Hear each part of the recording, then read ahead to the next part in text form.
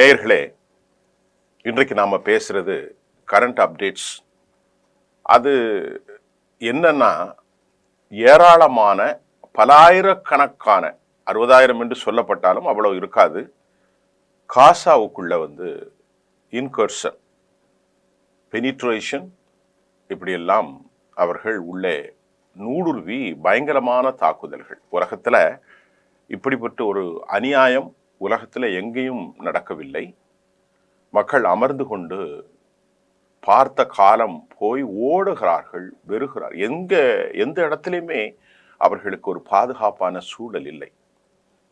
இந்த காலகட்டத்தில் மிகப்பெரிய ஆயுதங்களையும் 13 லட்சம் கோடி ரூபாய்க்கு அமெரிக்காவோடு பல விமானங்களை எல்லாம் வாங்கி குவித்திருக்கிற அரபுகள் வேடிக்கை பார்ப்பது மிக மிக மிக அவர்களுடைய நம்பிக்கையின் பால் கொண்ட அந்த சித்தாந்தத்திற்கு முரணானது என்பதை மட்டும் நம்மால் புரிந்து கொள்ள முடிகிறது. ஐரோப்பிய யூனியனோ அமெரிக்காவோ ஆசியா நாடுகளிலிருந்து மற்ற நாடுகள் வருவதை விட சக உயிர்கள் படுகின்ற போது, அதுவும் நியாயமின்றி படுகின்ற போது, பலாயிரக்கணக்கான ஆண்டுகளாக வாழ்ந்திருக்கிற ஒரு நிலத்தை அந்த மக்களை செய்து அவர்களை வெளியேற்றி மறுநாடு உருவாக்கிய பின்பும் மீண்டும் அவர்களை வெளியேற்ற சொல்லி மீண்டும் மீண்டும் 1 லட்சத்திற்கு மேற்பட்டவர்களை செய்தும் 1.5 லட்சத்திற்கு மேற்பட்டவர்களை அடையாளம் தெரியாமையும் உருக்குளமாக்கி கூடிய ஒரு அநியாயத்திற்கான தீர்ப்பை கேட்பதற்கு இந்த உலக நாகரிக சமூகம் மழுங்கி போயிருக்கிறது. இந்த அநியாயத்தை தலைமையேற்று நடத்துவது ஒரு சிறிய குழுக்கள், சாப்பிடுவதற்கு வயிற்றிலே எந்த உணவும் இல்லை, ஆகாரமும் இல்லை, பெண்கள், ஏழைகள், குழந்தைகள், முதியோர்கள், இவர்களை எல்லாம் தாக்குவதற்கு உலகத்தில் கண்டுபிடிக்கப்பட்ட அணு ஆயுதங்களுக்கு சமமான பயங்கர குண்டுகளை போடுகிறோம் என்கின்றான் இஸ்ரேல் கோட்ஸ். ஆனால் உலகம் அமைதியாக வேடிக்கை பார்க்கிறது. நேற்று மட்டும் 140க்கு மேற்பட்டவர்கள் பட்டார்கள், 500க்கு மேற்பட்டவர்கள் படுகாயம் அடைந்திருக்கிறார்கள். அவர்களுக்கு மருத்துவமனை இல்லை, உணவு இல்லை, எதுவும் இல்லை, எதுவும் இல்லை, எதுவும் இல்லை. பயங்கரமாக இருக்கிறது. கற்பனை செய்து பார்க்க முடியவில்லை தோழர்களை. இதுக்கு மேல அல் ஜசீரா கொடுத்த பல செய்திகளை நாம் விரிவாக பேச வேண்டியதில்லை. ஆனாலும் அரபுகள் மௌனம் மௌனம் மௌனம் மௌனம், கண்டனம், போஸ்டர், இவ்வளவுதான். இதோடு நிறுத்திக்கிறேன். அடுத்த செய்தி, ஈரான்ல 100 மொசாதினுடைய உளவாளிகளை அவர்கள் களமிறக்கியிருக்கிறார்கள். எப்போ? 12 நாள் போர்ல. அதுல ஒருவன் கூட யூதம் கிடையாது. அதனால முக்கியமானது, அதாவது 12 நாளில் போரில் இந்த மிசைல் லாஞ்சர்ஸை அவங்க அனுப்புனது, இதெல்லாம் தாக்குதல் செஞ்சு கொலைகளை செய்தது அனைத்தும் அயலக பயங்கரவாதிகள் தான். அதாவது எப்படி சொல்றது, ஈரானில் உள்ளவர்கள் அல்லது ஆப்கானில் உள்ளவர்கள் அல்லது உலகத்தின் வேறு எந்த நாட்டில் இருந்த கூலிப்படைகளைத்தான் அவர்கள் இறக்கியிருக்கிறார்கள். ஒரு யூதன் கூட உளவாளியாக ஈரானுக்குள் செயல்படவில்லை. த மிசைல் லாஞ்சர் டெஸ்ட்ராய்ட்.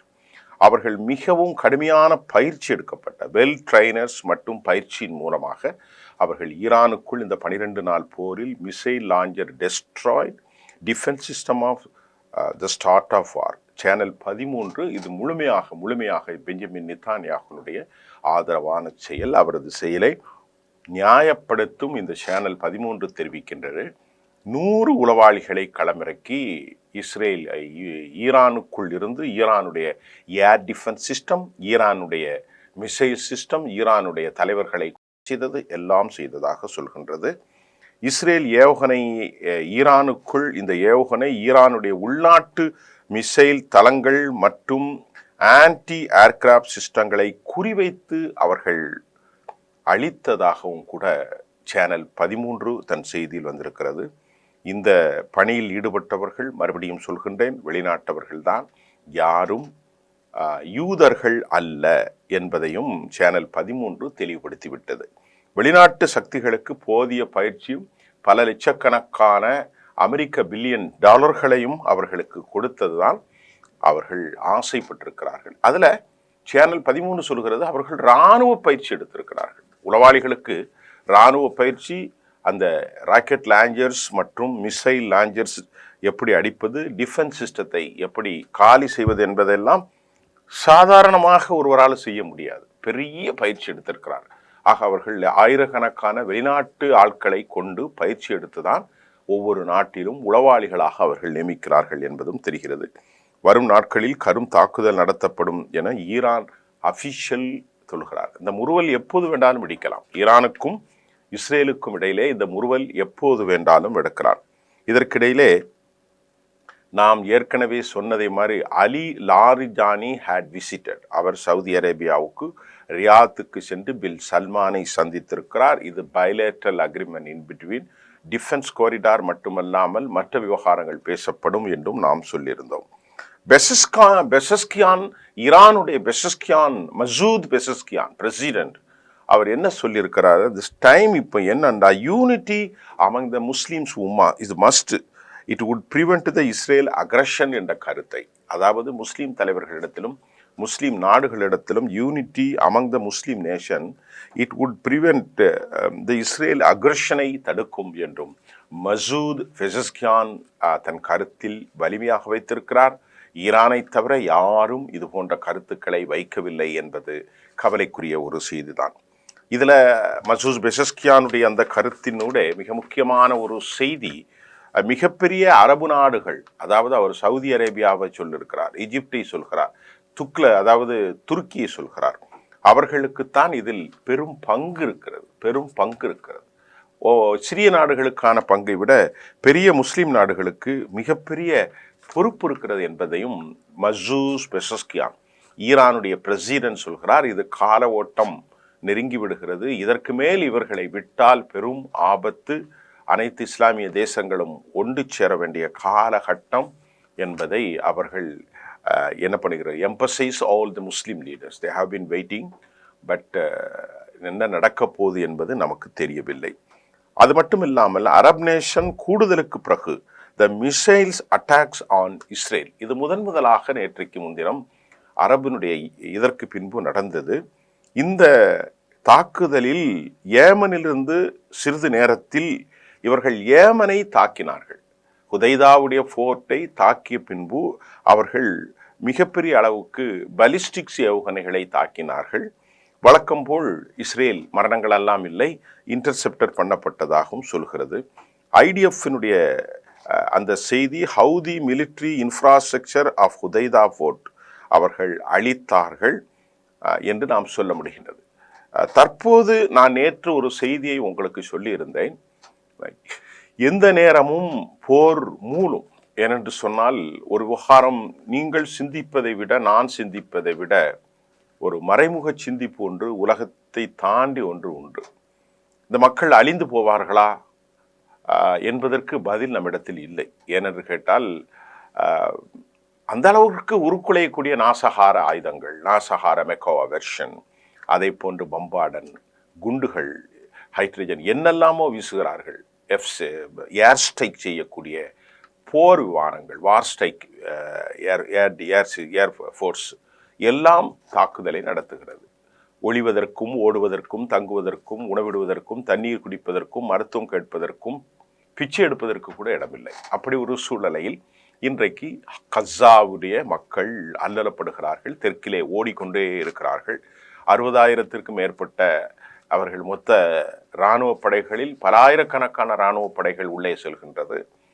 நினைத்து பார்க்க முடியாத அளவுக்கு நாங்கள் தாக்கப் போகிறோம் என்று இறுதிக்கட்ட போருக்கு செய்கிறது. உலகம் வேடிக்கை பார்க்கிறது, பக்கத்தில் இருக்கிற தேசங்கள் வேடிக்கை பார்க்கிறது. என்ன நடக்கப் போகிறது என்பது தெரியவில்லை. இவர்கள் வேடிக்கை பார்த்தாலும் இதற்கெல்லாம் தீர்ப்பை வழங்கக்கூடிய ஒருவனுடைய தீர்ப்பு என்னதாக இருக்கும் என்பது நமக்கு புரியவில்லை. அந்த அளவிற்கு மனம் வெதும்புகின்றது. இங்கே நம்முடைய மன வெதும்பலுக்கு காரணம், 2 போர்க்குழுக்கள் ஒருவரை ஒருவர் அடித்து கொண்டால், அவர்கள் அழித்து கொண்டால் எங்களுக்கு எந்த வேதனையும் யாருக்கும் வராது. அதே போன்று எந்த தேசமாக இருந்தாலும் சரி, இது பலஸ்தீனமாக இருந்தாலும் அதே போன்று வேறு ஒரு நாடுகள் இஸ்ரேலுக்குள் இதே போன்ற நடவடிக்கை நாக்கி யூத மக்களை அழித்தாலும் எப்படித்தான் நமக்கு கொதிநிலை வருமோ அதுதான் இது. இலங்கையிலே ராஜபக்ஷ கடைசியில் முள்ளிவாய்க்காலில் இதைவிட மோசமான ஒரு தாக்குதலை நடத்தினான். 140,000த்திற்கு மேற்பட்ட மக்கள் இறந்து போனார்கள். அப்போது ஏற்பட்ட கொதிநிலை தான் 2008-9களில். பிள்ளைகளெல்லாம் பொட்டு வைத்து பூ வைத்து அழகாக வெள்ளை உடை அணிந்து ஸ்கூலுக்கு செல்ல போகிற போது அந்த பாவி செய்த அந்த அநியாயத்தின் பால் ஓடி ஒளிந்து பங்கருக்குள் இந்த பிள்ளைகள் எல்லாம் அடைக்கலம் தேடிய காட்சி இன்றைக்கும் நமக்கு கண்ணீர் வருது. அனந்தி சசிதரனை நான் தான் பேட்டி எடுத்தேன் அந்த காலகட்டத்தில். இன்றைக்கும் இருக்கிறது இமயம் தொலைக்காட்சியில் அந்த பேட்டி ஒன்றை எடுத்தேன். அனந்தி சசிதரன் எப்படியெல்லாம் நாங்கள் பாதிக்கப்பட்டோம் என்பதை சொல்லியிருந்தார்கள். அதை நான் வேறொரு காணொலியிலே தருகிறேன். ஒரு சுருக்கமான செய்தி. இதற்கிடையிலே மார்ச் 18 ஆரம்பித்து மார்ச் 18ஆம் தேதி 2025 இந்த ஆண்டிலிருந்து ஏப்ரல், மே, ஜூன், ஜூலை, ஆகஸ்ட் இந்த 5-6 மாதத்தில் 84 மிசைல்கள் வீசப்பட்டிருக்கிறது இஸ்ரேலுக்குள். இதில் எத்தனை பேர் இறந்தார்கள் என்ற தகவல் ஒன்றும் அவர்கள் வெளியிட மறுக்கிறார்கள். அதில் 37 ட்ரோன்கள் வீசப்பட்டிருக்கிறது. இஸ்ரேல் IDF தகவல் 4 நாட்களுக்குள் செப்டம்பர் 13 ஹவுதி வீசிய இந்த மிசைல் முழுமையான ஒரு கிளஸ்டர் வார்ஹெட்ஸ் கொண்டிருக்கக்கூடிய மிசைல் தான். அதாவது என்ன சொல்வது, கிளஸ்டர்னா கொத்து குண்டுகள் என்று சொல்லலாம். இதில் பலர் கலாம் டெல்லவிக்குள் இதையெல்லாம் வைத்து கொண்டுதான் அவன் இந்த மக்களை அழிக்கின்றான், அழித்து கொண்டிருக்கிறான் என்பதுதான் உண்மை. கட்டிடங்கள் தூள் தூள் ஆகிறது. இதையெல்லாம் வேடிக்கை பார்க்கிற கூட்டம் ஓடிக்கொண்டிருக்கிறது. ஹிஸ்புல்லா, ஹவுதி ஆகிய நாடுகளும் கூட இப்பொழுது தாக்க ஆரம்பித்திருக்கிறார்கள் என்ற தகவல் வந்திருக்கிறது. இது ஒரு பெரும் போர் மண்டலமாக மாறப்போகிறது. ஏனென்றால் இந்த போரை நியாயப்படுத்துகிறது 4000 கோடி ரூபாய்க்கு விமானத்தை பெற்றுக்கொண்ட ஈரம் கூட காயவில்லை. ஒருவன் இறந்திருக்கிறான் என்றால் அடக்கம் செய்து அந்த ஈரம் கூட காயவில்லை, காயாத நேரத்தில் என்று கிராமத்தில் ஒரு பழமொழி சொல்வதை போன்று அவன் கத்தருடைய அரசும் அரச தலைவன் அப்துல் ரஹ்மான் அல் தானி கொடுத்திருப்பதை பெற்றுக்கொண்ட அமெரிக்கா, அவனுடைய பெரிய தளம் உலகத்தில் எங்கும் இல்லாமல் ஒய்து என்று சொல்லக்கூடிய அந்த தளம் அங்கேதான் இருக்கிறது. இதையெல்லாம் நன்றி மறந்தவனாக அந்த நாட்டுக்குள் குண்டு போட்டிருக்கிறான். அதை நியாயப்படுத்தக்கூடிய மார்க்கோ ரூபியோ, அதை நியாயப்படுத்தக்கூடிய அமெரிக்க அதிபர் டொனால்ட் ட்ரம்ப் 8 மணிக்கு செய்தியை சொல்கிறார்கள். 8:51 தாக்குதல் நடத்திய பிறகு அமெரிக்காவினுடைய கெரோலினா லேவட் அதை நியாயப்படுத்துகிற ஒரு பயங்கரமான சூழ்ச்சி அங்கே இருப்பதும் இவர்கள் செல்ல முடிகின்றது. நான் யூதன் என்று சொல்வதில் பெருமைப்படுகிறேன் என்ற அந்த வார்த்தை தான் இப்போது அவர்களுக்குள் இந்த இன அழிப்பை மேன்மைப்படுத்துகிறதே தவிர அமெரிக்காவிடத்திலே மனிதநேயம் எதுவும் இல்லை. இது அவர்களின் மன வலிமை. இதற்கிடையிலே தோழர்களே, இறந்து போகிறோம், கவலை இல்லை. இறைவனை சந்திக்க போகிறோம், கவலை இல்லை. பிள்ளைகள் இறந்து போனார்கள், கணவர்மார்கள் இறந்தார்கள், சகோதரர்கள், தாய், தந்தைகள், குழந்தைகள் எல்லாம் இறந்தது. அழகான வாழ்க்கை போனது, வீடுகள் இடிந்தது. ஆனாலும் அவர்களுக்கு கவலை இல்லை. உண்மையிலே எனக்கு என்ன ஒரு விவகாரம் என்றால், இப்படி ஒரு சமூகத்தை இனி உலகத்தில் யாரும் பார்க்க முடியாது. நிறைய விஷயத்தை நாம் பார்த்து கொண்டு தான் இருக்கிறோம். வரலாற்றில் பலவேறு ஜெனோசைடு, எத்னிக் கிளீன்ஸை படித்திருக்கிறோம். ஆனாலும் கூட இது போன்ற ஒரு அட்டூழியத்தை நாம் இங்கே பார்க்க முடியவில்லை. கிரவுண்ட் தரைப்போர் மற்றும் ஏர் ஸ்டேஷன் மூலம் டு பி கண்டினியூட் இன் காசா. இது பெரிய பெரிய சீரழிவுக்கு அந்த மக்களை கொண்டு நிறுத்தி இருக்கிறது என்பதை தவிர வேறு எந்த செய்தியும் நமக்கு சொல்வதற்கு இயலவில்லை. இதற்கிடையில அமெரிக்காவை நெருங்கிய கூட்டாளிகளாக இருக்கும் சவுதி அரேபியா தற்போது பாகிஸ்தானோடு அணு ஆயுத ஒப்பந்தத்தை, அணு பயிற்சியை, அணு தொழில்நுட்பத்தை பெற்றுக்கொள்வதற்கான மூமெண்ட்ஸ் ஆரம்பித்திருக்கிறதாக முதற்கட்ட செய்தி வந்திருக்கிறது. அது எந்த அடிப்படையில் அவர்கள் அந்த பாகிஸ்தானோடு இணைகிறார்கள் என்பதெல்லாம் இனி நாளை நான் உங்களுக்கு அது தெளிவாக சொல்ல போகிறேன். என்னால் அதை முழுமையாக நான் படிக்க வேண்டும். தற்போது நான் அமர்ந்திருக்கிற நேரத்தில் தான் எமது பிராம்டரில் அந்த செய்தியை நான் பார்த்தேன். சவுதி அரேபியா, அமெரிக்கா கூட்டாளிகள் விலகுகிறார்களா? கத்தரும் விலக வேண்டிய காலச்சூழல் வருகிறது. அப்படி ஒரு சூழ்நிலையில் அமெரிக்கா பொருளாதாரம் மங்கி போவதற்கும், அமெரிக்கா உருத்தலையாமல் சில தசாப்தங்களில் போவதற்கும் இதுவே கூட காரணங்களாக இருக்கலாம். இன்னொரு செய்தி, ஜொர்டானுக்கு கத்தர் அதிபர் பிரதமர் சென்றிருக்கிறார். ஏன் அவர் சென்றார் என்பது எனக்கு தெரியவில்லை. என்ன விவகாரமாக அவர்கள் சென்றிருக்கிறார்கள் என்பது ஒரு பெரிய கேள்வியாக இருக்கிறது. அப்துல் ரஹ்மான் அல் தானி சென்ற விவகாரம் தெரியவில்லை. சவுதி, அமெரிக்காவினுடைய கோலியேஷன், இவர்கள் அனைவரும் அமெரிக்காவை விட்டு விலகப் போகிறார்களா? இனி வரும் காலத்தில் நீண்டகால தேசத்தை பாதுகாப்பதற்கான ஒரு நடவடிக்கையாகத்தான் பார்க்கப்படுகின்றது.